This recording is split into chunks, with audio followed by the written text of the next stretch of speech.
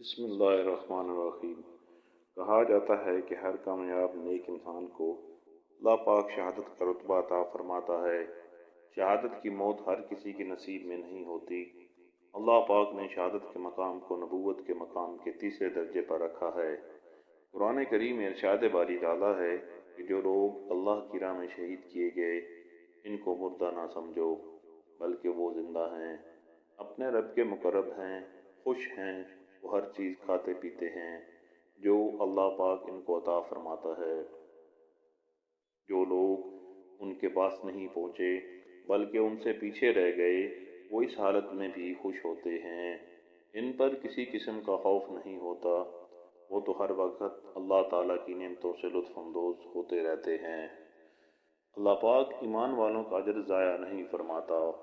اس آیت کریمہ کو اس وقت کافر بھی مان رہے تھے جب مسلمانوں کے عظیم لیڈر صدام حسین کی قبر کھولی گئی تھی، تو دیکھنے والے سب کے سب حیران رہ گئے کہ صدام حسین کی لاش 12 سال بعد بھی ویسے کی ویسے ہی تھی جیسے ابھی دفن کی گئی ہو۔ آئیے پہلے بات کرتے ہیں کہ صدام حسین جیسے عظیم لیڈر کو پھانسی کیوں دی گئی۔ ایک دفعہ ایک عورت روتی ہوئی صدام حسین کے پاس آئی۔ وہ عورت اپنی مظلومانہ داستان سنانے لگی جس کے ساتھ فلسطین میں اسرائیلی فوجیوں نے زنا کیا تھا۔ اس عورت کے دکھ بھری داستان سن کر صدام حسین نے اسرائیلی حکومت کو خط لکھا کہ 10 دن کے اندر اندر اپنے وہ 10 فوجی ہمارے حوالے کرو جنہوں نے اس لڑکی سے زنا کیا۔ اگر ایسا نہ کیا گیا تو میں اسرائیل پر حملہ کر دوں گا۔ چنانچہ ایسا ہی ہوا۔ اس کے بعد صدام حسین نے اسرائیلی قوم پر حملہ کرنے کا حکم دیا۔ صدام حسین کے حکم سے اسرائیل کے دارالحکومت پر 40 میزائل داغے گئے جن سے اسرائیل کے ہوش ہی اڑ گئے۔ صدام حسین اپنی مرضی کے مطابق فیصلے کیا کرتے تھے۔ وہ اس وقت اتنے طاقتور لیڈر تھے کہ کسی اور ملک کی ہمت نہ ہوئی صدام حسین کو غلط کہہ سکے یا یہ پوچھ سکے کہ انہوں نے یہ میزائل کیوں مارے ہیں۔ ناظرین، ان 40 میزائلوں نے اسرائیل دارالحکومت کو ہلا کر رکھ دیا۔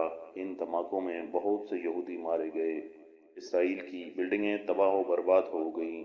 صدام حسین نے یہ 40 کے 40 میزائل یکے بعد دیگرے چھوڑے تھے۔ جب ایک میزائل سے مرنے والے یہودیوں کی لاشوں کو اٹھا رہے ہوتے تو پھر وہ دوسرا میزائل چھوڑا جاتا جس سے وہ یہودی بھی مارے جاتے، لیکن خدا کی کچھ اور ہی مرضی تھی۔ وہاں سے بہت سے یہودی بچ نکلے۔ آج بھی یہودی صدام حسین کے نام سے خوف کھاتے ہیں۔ وہ صدام حسین کو ہٹلر ثانی کا نام دیتے ہیں۔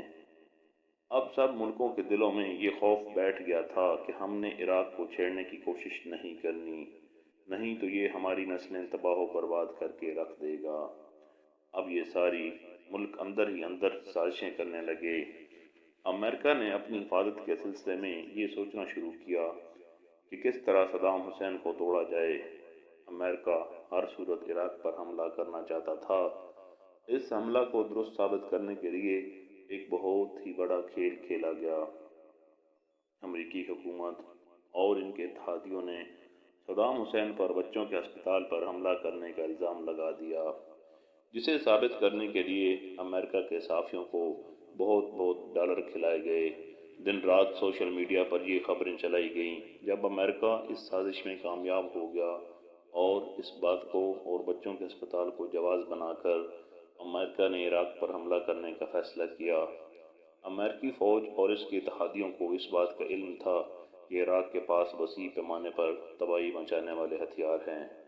عراق کے پاس ایسے ہتھیار ہیں جو کہ دنیا کو تباہ و برباد کر سکتے ہیں۔ ناظرین، اس کے ساتھ ساتھ عراق پر چوری ہتھیار بنانے کا الزام بھی تھا۔ فروری 2003 میں امریکہ اور اس کے اتحادیوں نے عراق پر دوسرا حملہ کر کے عراق پر قبضہ کر لیا، لیکن اپنے کسی بھی الزام کو ثابت کرنے میں ناکام رہے۔ لیکن امریکہ اور اس کے اتحادیوں کی فوجیں عراق میں تحفظ کرنے میں ناکام ہو گئیں۔ اس قبضے کے بعد 14 دسمبر 2003 میں صدام حسین کو گرفتار کر لیا گیا۔ اس کے بعد صدام حسین پر 148 افراد کے قتل کا الزام عائد کیا گیا۔ عراق میں صدام حسین کے مقدمے کی سماعت کا آغاز ہوا۔ صدام حسین نے اس عدالت کو امریکی قبضے کا اختیار قرار دیا۔ اور اس عدالت کے جج نے جب امریکی صدر کی مرضی کے مطابق فیصلہ دینے سے انکار کیا تو اس جج کو ملزم سے ہمدردی رکھنے کے جرم میں ہٹا دیا گیا، بلکہ اس کی جگہ ایک نیا جج مقرر کیا گیا۔ اس مقدمے کی سماعت کے دوران صدام حسین امریکہ کی تحویل میں ہی رہے۔ مقدمات کے درمیان صدام حسین کے 3 وکیلوں پر بھی حملہ کر کے ان کو قتل کیا گیا، جس پر صدام حسین نے بھوک ہڑتال کی۔ اس کے باوجود بھی صدام حسین آزاد ٹرائل کا حق نہیں ملا۔ عدالت یعنی امریکہ کے تعینات کیے گئے جج نے صدام حسین کو پھانسی کی سزا سنا دی۔ صدام حسین کو یہ سزا سنائی جانے والی سزا بین الاقوامی سطح پر تنقید کا نشانہ بنی، لیکن امریکہ کے سامنے کسی کے نہ چل سکی، کیونکہ یہ دور وہ تھا کہ جس کی لاٹھی اسی کی بھینس۔ صدام حسین نے اپنی قید کے دن کیسے گزارے؟ اس بارے میں امریکی فوجی کا کہنا تھا کہ صدام حسین بہت ہی کم شکایت کرتے۔ کمرے کے باہر کیاری تھی، اس کیاری میں لگے پھولوں کو ہر روز پانی دیتے۔ صدام حسین انتہائی بے خوف آدمی تھے، وہ موت کا خوف نہیں رکھتے تھے۔ صدام حسین اپنی زندگی میں جو کچھ بھی کیا وہ سب اپنی عوام کی بھلائی کے لیے کیا۔ اس سنائی گئی سزا پر بھی خلاف ورزی کی گئی اور صدام حسین سوئے ہوئے تھے کہ ایک دن ان کو اٹھا کر یہ کہا گیا کہ تمہاری سزا پر عمل درآمد ہونے والا ہے۔ یہ بات سن کر بھی صدام حسین کے دل میں کوئی خوف نہ آیا۔ انہوں نے اپنے آخری سفر کی تیاری شروع کر دی۔ صدام حسین نے غسل کیا، اللہ کی عبادت میں مشغول ہوئے اور شکرانے کے نفل ادا کیے، ناشتہ کیا، اپنے عزیز و اقارب کو خطوط لکھے، اپنے سارے کام کرنے کے بعد صدام حسین خود چل کر پھانسی کی جگہ پر پہنچ گئے۔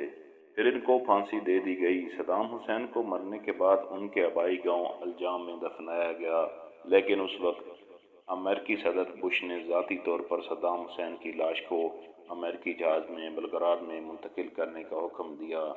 لہذا اس کام کے لیے جب ان کی قبر کو کھولا گیا تو وہاں موجود مسلمان اور امریکی اور ڈھیروں غیر ملکی صحافی دیکھ کر حیران رہ گئے کہ صدام حسین کی لاش بالکل صحیح سلامت قبر میں موجود تھی، جسے دیکھ کر سب اللہ اکبر پکار اٹھے۔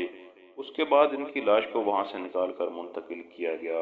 یہ بھی کہا جاتا ہے کہ ایک مقامی گروپ الحشد شادی کے مطابق صدام حسین کے مقبرے کو اس وقت ایک عراقی حملے میں تباہ کر دیا گیا جب داعش کی جانب سے اس کی چھت پر نشانہ بازوں کی ڈیوٹی لگائی ہوئی تھی، اس لیے ان کی میت نکالی گئی۔